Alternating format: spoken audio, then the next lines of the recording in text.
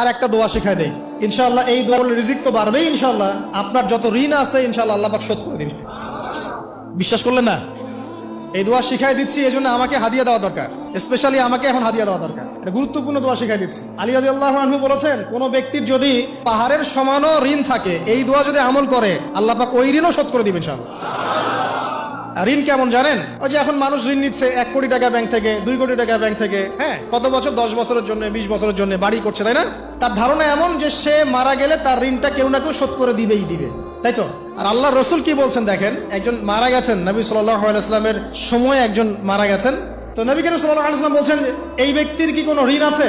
একজন সাহাবী বলেন, হ্যাঁ ইয়া রাসূলুল্লাহ, তো ঋণ আছে। নবীজি বললেন, তোমরা ওর জানাজা পড়ো, আমাকে ডেকো না, তোমরা ওর জানাজা পড়ে নাও, আমি জানাজা পড়তে চাচ্ছি না।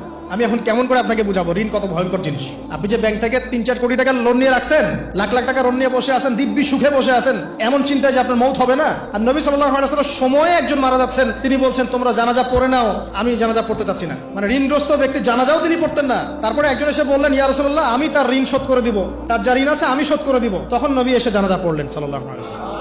তো আপনার এই কোটি কোটি টাকা ঋণ শোধ করার লোক তো রেডি আছে নাকি? আছে না? সমস্যা নেই, আপনার জানাজা পড়া হবে, আপনার মিলাদও হবে, আপনার একটা বড়সড় দোয়াও হবে ইনশাআল্লাহ। কিন্তু আল্লাহ পাক বলেছেন, শহীদ, আল্লাহর পথে যুদ্ধ করে শহীদ হয়েছে, এই ব্যক্তির আত্মাও ঝুলে থাকে যতক্ষণ পর্যন্ত না তার ঋণটা শোধ করা হয়। এবার বলেন আমি কি বুঝাবো আপনাকে? আর কিছু বলতে হবে? তো এখন সেই দোয়া শিখাচ্ছি আপনাদেরকে, যে দোয়া শিখলে আপনারা ঋণ থেকে বাঁচবেন ইনশাআল্লাহ। কত দিবেন বলেন? আচ্ছা, হ্যাঁ, এই তো, শুকরিয়া। দোয়া করবেন যেন আল্লাহ পাকের দিনটাকে আল্লাহর জমিনে প্রতিষ্ঠা করতে পারি।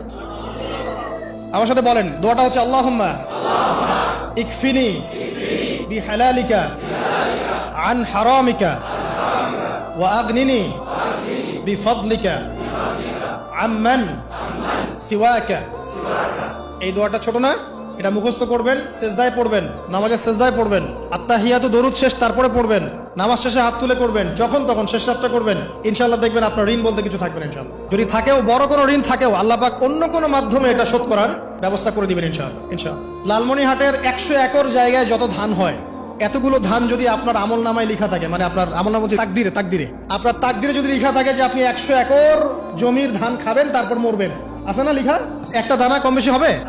আপনি যদি আল্লাহর প্রতি তাওয়াক্কুলি করেন, তাহলে আপনি হালাল পথে থাকবেন, বিশ্বাস করবেন যে আল্লাহ পাক যেটা লিখে রাখছে আমার তাকদিরে রিজিক, এর একটা দানা রেখেও আমি পৃথিবী থেকে যাব না, সিম্পল। তখন আপনার অন্য পথে যাওয়ার কোনো কারণ নাই। আর যখন আপনি বিশ্বাস করবেন না, না এটা আমার হাতে, আমি যত পরিশ্রম করব তত রিজিক বাড়বে, আমি যত ঘুষ নিব তত বাড়বে, যত সুদ খাবো তত বাড়বে, যত দুর্নীতি করবো তত বাড়বে, তখন তো রিজিকের এই পুরো দায়িত্বটা আল্লাহ পাক আপনার হাতে ছেড়ে দিবেন। আল্লাহ পাক আপনাকে কোনো বারাকা দিবেন না। ইয়ামহাকুল্লাহু রিবা ওয়া ইউরবিস সাদাকা। সদকা করলে সম্পদ বৃদ্ধি পায়, আর রিবার মধ্য দিয়ে সম্পদ ধ্বংস হয়ে যায়, একদম মাটিতে মিশে যায়। কিভাবে ধ্বংস হয় সেটা এখন আলোচনা করার সুযোগ নাই, সময় নাই। আমি ইনশাআল্লাহ আরেকদিন শুধু রিবা নিয়ে আলাদা আলোচনা করবো ইনশাআল্লাহ। এটা সমাজের নিচু লেভেল থেকে উঁচু পর্যন্ত দরিদ্র মানুষদেরকে আরো দরিদ্র করবে, আর ধনীদেরকে আরো ধনী করবে।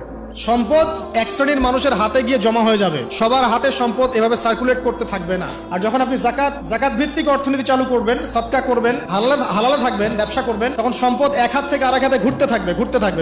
এটা এমনি বুঝবেন না, ইনশাআল্লাহ আরেকদিন বুঝাবো। আসেন, যে দারিদ্রতা দূর করতে চান, সচ্ছলতা চান, কয়েকটা কাজ করেন। এই যে বললাম, 1 নাম্বার সূরাতুল ওয়াকিয়া তেলাওয়াত করেন, 5 ওয়াক্ত নামাজ জামাতে পড়েন, ডেইলি কিছু সময়ের জন্য কোরআন তেলাওয়াত করেন, আর আল্লাহর কাছে রিজিক চান, জিকির বেশি বাড়ায় দেন। পারবেন না ইনশাআল্লাহ?